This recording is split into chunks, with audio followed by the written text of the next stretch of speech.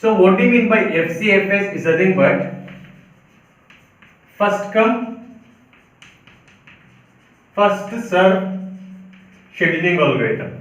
As the name only indicates, whichever the particular process that came first in your ready queue, that will execute first and it's going to execute the next process, keep on executing the next process. But it should execute in what? Yeah, the same order. I said there are two different types of scheduling decision, namely non-preemptive and preemptive. Non-preemptive, once the CPU has been allocated to any process, it is not going to release until what? Until it terminates or goes to your waiting state. Means it executes the complete time. I said every particular process will be having a cycle, cycle time will be there. That is called as what you can say burst time. That is called as burst time. So the question will be asked in this manner. See here, consider the following set of process that arrive at time 0. So I have just taken three processes. All the particular process has arrived at what? Here time 0. So there are two different ways in which they can ask the problem. One is without arrival time and one is with your arrival time. Here without arrival time they have given, they have said that all the particular process has arrived at what? Here time 0.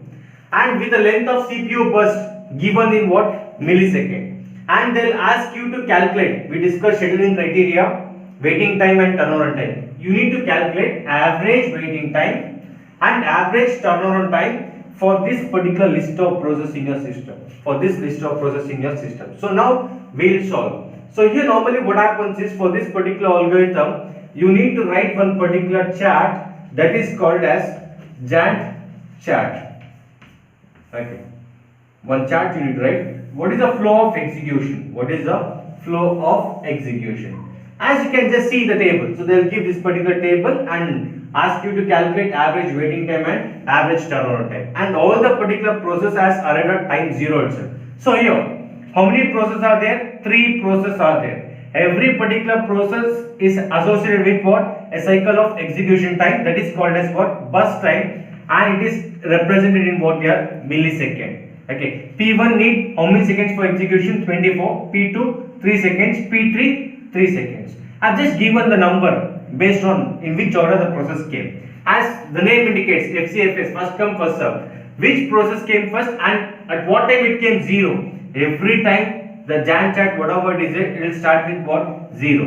Which process came first in your ready queue? P1. It need how many time for execution? It needs 24 seconds for execution. That's it. So at time 0, P1 came. It takes how many time for execution? 24 seconds. That's it. And after that, FCFS, first come first serve. P1 came first. Next is which one here? P2.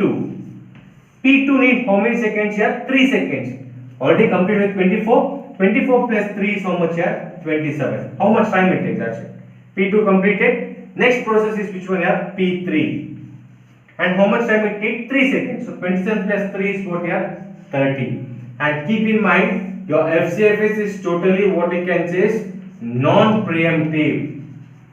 Your FCFS by default it is which one here? Non-preemptive. What do you mean non-preemptive? Your CPU is not going to switch from one process to the other process until what? Until the total time has been completed. See, P1 24 seconds. See, until 24 seconds it is not going to shift to what? Next process. P2 how many seconds? It needs 3 seconds. So 24 plus 3 is 27. So FCFS by default it is what? Here non-preemptive. By default it is what? Non-preemptive. And the main thing what you need to calculate is your average waiting time and average turnaround time. You need to calculate what? Average waiting time and average turnaround time. So I'll just write here waiting time. How we can calculate? P1. How amount of time it has waited in the ready queue. So as soon as it started the execution, P1 started its execution. CPU has been allocated of P1. So what is the waiting time? Left side, whatever it is there. It has not waited at all. As soon as it has entered the ready queue, it has executed. So P1 waiting time is how much here? 0. It has not waited at all. P2. When P2 got chance of execution, all was submitted at 0 second itself. But when P2 got chance of execution, after execution of which one here? P1. After how many seconds here? 24 seconds. After 24 seconds. And what about P3? When it got chance for execution? After 27 seconds. After what? 27 seconds. That's it. This is your waiting time. and they asked you to calculate what average waiting time. I'll just write in short average waiting time AWT average waiting time, that is P1 plus P2 plus P3 divided by what you can say is 3. That's it. Divided by 3. So just say what is the waiting time of P1 is 0. What is the waiting time of P2 is 24. What is the waiting time of P3 is 27. Divided by 3. How much you'll get? 40, 44, 51 by 3. 51 by 3. So how much you'll be getting is average waiting time. 3 ones are 3, 2 through, so it is 17 milliseconds. You have to represent in terms of what they are millisecond. Average waiting time is what? 51 divided by 3, how much you'll get is 17. So average waiting time is what? 17 milliseconds. Hope you are clear with this. So this is called as Gantt chart. Don't forget, I'll write here. You need to write this one. This is where you need to show how exactly it is executed. And next is your average turnaround time. I'll write ADT. I'll just calculate turnaround time for P1. When it was submitted in ready queue, how much time it takes for execution? Submitted in a ready queue at 0 second, and how much time it takes for execution? 24. Total time. It is your turnaround time. P1 is 24. P2 is when it was submitted 24 seconds. It has waited in the ready queue, and how much time it takes for execution? 3. 24 plus 3 is how much? 27. In simple thing, what I can say is towards right. The particular process towards right. See, P1 24 second, P2 27 second, P3 after 27 seconds waited in ready queue, it got chance for execution. So 27 plus 3, that is what you can say is 30. Okay, towards right is it.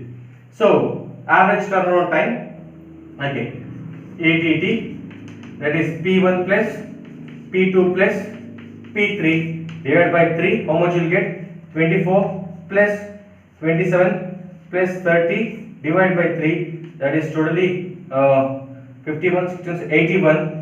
81 divided by 3, 3 to the 6 is 27. So average turnaround time will become what? 27 milliseconds. Average turnaround time will become what? 27 milliseconds. So this is the first problem on which one here? FCFS. So this is the first problem on which one here? FCFS.